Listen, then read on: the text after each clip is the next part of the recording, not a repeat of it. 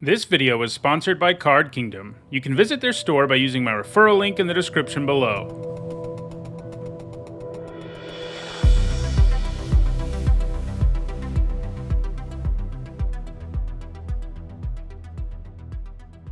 Hi everyone, I'm Nizzanotes and it's Sunday, and that means it's time for Nizza News. This is a vlog series I do during weeks where there's big Magic news stories I want to talk about, and this week there are a few of them. I want to talk about the 30th anniversary edition of Magic, the basically $1,000 glorified proxy product. I also want to talk about the fact that they have used alchemy to rebalance Streets of New Capenna for limited on Arena, whether I think that's a good or a bad thing. And I'm also going to talk about the two Brothers War preview cards that meld into one card as well that they showed us this week. So let's start with what I think is the biggest news story of the week that everyone's talking about, most people are upset about, and that is this $999 30th anniversary edition of Magic the Gathering. So the product itself, I think, is actually kind of cool. Like if we take away what we know the price tag is, I think the idea that they made this set of, basically all the cards from beta with a different back that says 30th anniversary edition. They're not legal for tournament play. They're basically official proxies. You can only play them in settings that aren't, first of all, competitive Magic, but also where everyone agrees that you can play them. They even have a pretty cool card back with the original Black Lotus art on them.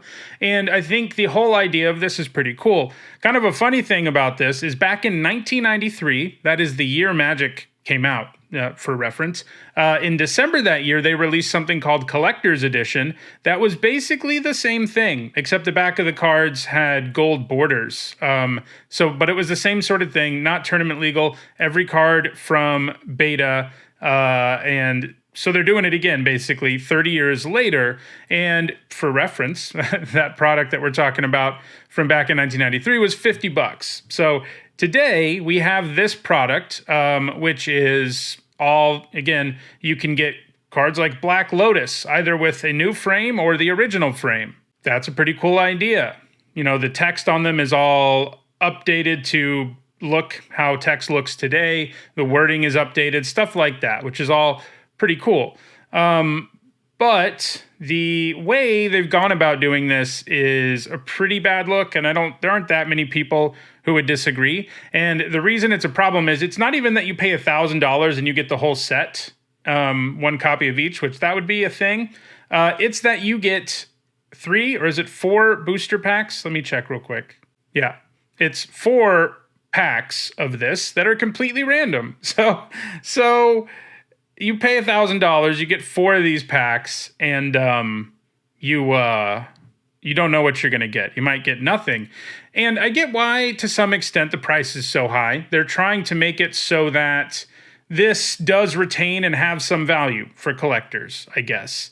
But the barrier for entry is so high, especially in today's economy where people are hurting more than ever, that it's like, yeah, if you can afford this, I guess it's kind of a cool product to buy, but most people just can't afford it.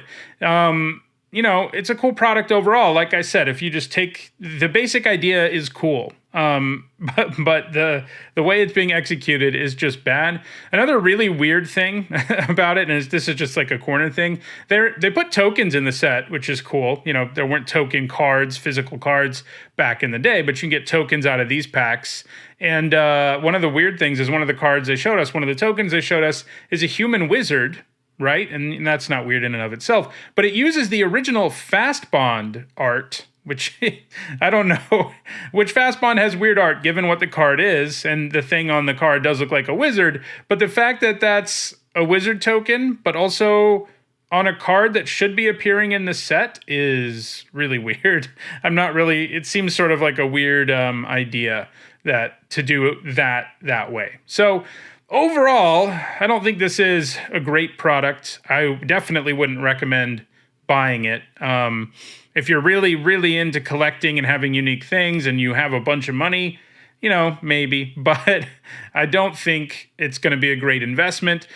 Again, it's the fact that you just don't know what you're going to get in these packs.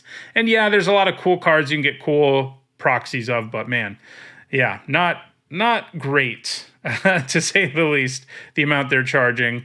So yeah, that's sort of my take on the 30th anniversary edition product. So the next thing, and this is maybe a little more niche, and maybe I should talk about it on Nizzanotes, which is my vlog series that comes out on Saturdays about limited Magic. But I also wanted to talk about it here because I think it's sort of an interesting thing for Magic in general. And that is that they rebalanced Streets of New Capenna Limited by changing cards. Technically this is, alchemy in the sense that that's what the letters on the card, it has the little alchemy A, but they're limited only. So it's not for alchemy. It's not for historic. It's just limited only changes. And they've done this once before. So this isn't a brand new thing. They did it for a set that was alchemy. So it was sort of like not as groundbreaking, I don't think. And this is, again, I don't think it's a story that's getting a lot of coverage. Not everyone cares a ton about limited, I guess. But I think it's kind of an interesting use of alchemy. I know those words are frightening to people. Most people hear alchemy and they shut down. But this is one of the things you can actually do to make a format better. And like I said, it's not really alchemy. It's just rebalancing cards for limited only. And Streets of New Capenna was a complete train wreck. It's a format I've talked about, especially in my Nizzanotes series. And it had tons and tons and tons of problems in terms of balance. It was a 3-color format where you never played decks that were truly 3 colors. The brokers or Bant colors were broken. It was just messed up. So anytime someone sees, it's like, oh, look, Streets of New Capenna is back in the draft queue on Arena. Nobody cares. Like, nobody wants to play it because those of us who draft a lot, drafted it like 50 times, and we never need to see it again. But now they have, and it's about making money, of course, but it's also about making a more enjoyable experience for people. Usually that's what makes you money, in this field. So yeah, they fixed the set partially, somewhat maybe. We'll see how it pans out. But they made it so the set's problems aren't as prominent. So yeah, they got limited data and they figured out what the problems are. I mentioned most of them. There aren't real 3-color decks. The Bant colors are broken. Games were really fast too. So they've done stuff to make a lot of cards just, better than they used to be, especially, for strategies that weren't well supported. And I think this is, like I said, a cool use of this idea. An example of this is like lowering the cost of Incriminate from 1 and a black to 1 black. And this spell was a huge dud. There just wasn't enough good, cheap removal in this format to really help you stay alive against more aggressive decks. And so, the effect of Incriminate's the same. It's still limited, but dropping it to 1 black is a big deal. They made Deal Gone Bad gain you 3 life, and that's a huge deal.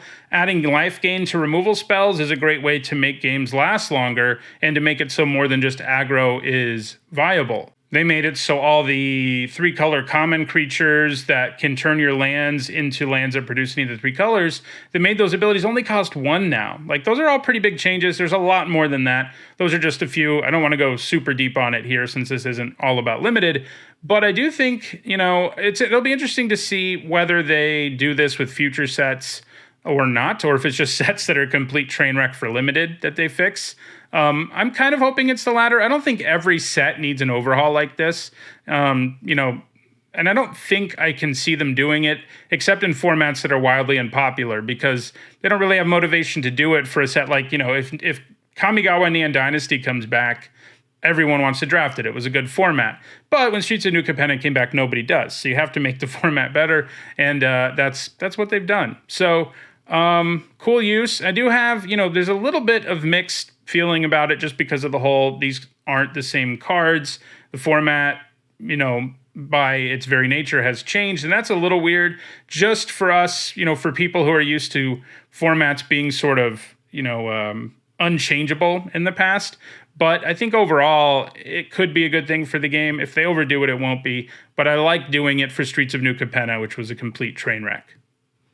All right, so let's close things out by looking at the 2 preview cards they showed us this week, which are both cards with Meld. We saw last week that there was a new Urza card, and it melded with another card, and what that means is 2 different cards are double-faced. You turn them face over, and they make a single super powerful permanent. The Urza one made a very powerful Planeswalker version of Urza. And, you know, it was pretty obvious Mishra would be showing up in the same way. The brothers are the two eponymous brothers in this war. And so we saw Mishra claimed by Gix this week. He is a 2 generic black and a red for a 3/5 Phyrexian human artificer. And when he attacks, each opponent loses X life and you gain X life, where X is the number of attacking creatures. Then if it and another card named Dragon Engine are attacking, they meld together. So the base form of Mishra here is like a pretty good card, especially for limited. That sort of life drain can really alter combat significantly. He doesn't have the most impressive stats. He's not the most impressive attacker himself, which could be awkward. But, you know, just the front of this card for limited would be something you always played when you're in black-red, and would be quite good. So, yeah, I mean, there's that. And you know, the melding isn't going to happen in limited real often, just because it involves getting a mythic. And I think the other card's only a rare and not a mythic, but maybe I'm wrong. Maybe they're both mythic. We'll see in a second. Yeah, so the meld mechanic's cool. It is a little disappointing. It's only appearing. I complained last time about how when we saw it in Shadows over Innistrad, we barely saw it. We're barely going to see it here too, and I guess it sort of makes sense. I don't want to throw too much of it into the set. And the other card that he mentions that he can meld with is Phyrexian Dragon Engine, and it is in fact only a rare. It's 3 mana for a Phyrexian Dragon with double strike and Unearth for 3 and 2 red. So Unearth is back in the set. Whether it'll be back a ton, I'm not sure, but it would make sense if it did. Unearth means you can pay this cost, return it from your graveyard to the battlefield, and it gains haste, and you sacrifice it and exile it, in fact, at the end of combat. And that's a nice thing to have here, because when it enters the battlefield from your graveyard, you can discard your hand and draw 3 cards. So, you know, the base form here is probably an even better card than Mishra, a 3 mana 2/2 with double strike. Always playable in limited especially. And then the fact you can unearth it and bring it back and discard your hand and draw 3 is quite strong. And I think potentially strong enough for constructed decks as a way to sort of reload. That's a powerful thing to do. True also in limited.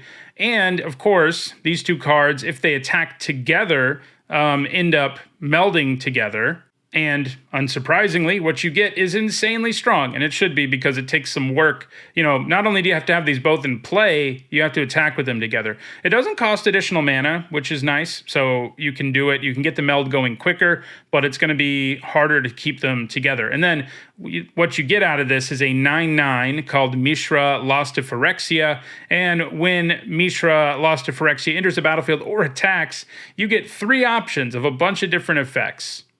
You can make your opponent discard 2, you can do 3 to any target, you can destroy a creature or planeswalker, creatures you control gain menace and trample until end of turn, creatures you don't control get -1/-1 until end of turn, and create 2 tapped Power Stone tokens. So, yeah, I mean, obviously it's insanely strong. If you transform it in virtually any format, if you get the meld going, gonna be pretty hard for you to lose between like bolting something, giving your whole board menace and trample, and, you know, just destroying something else. I mean, you have a lot of options here, and they're all really strong. So, yeah, not surprising. You're not going to be melding in limited, of course, but I mean, there's a small chance you do, but you're probably not. In constructed, it's going to be much more doable. It'll be interesting to see. I think the Dragon Engine on its own is a powerful enough card to have some potential in constructed. I'm less confident about Mishra, who on its own is a nice card, but not quite as powerful. It doesn't have this card drawing upside nonsense that the Dragon Engine has when it unearths. So, yeah. So, those are the big stories for the week and my take on them. You know, we're in a big build up to a new set right now, so there may be something newsworthy to talk about next week too. We'll have to see come next Sunday. So if you enjoyed this video, don't forget to like it and share it so that others can enjoy it too. If you want to make sure you catch future videos, don't forget to subscribe and turn on notifications. If you want to catch up on past videos of this series and many other series, you should see some playlists on your screen shortly. Thanks for watching.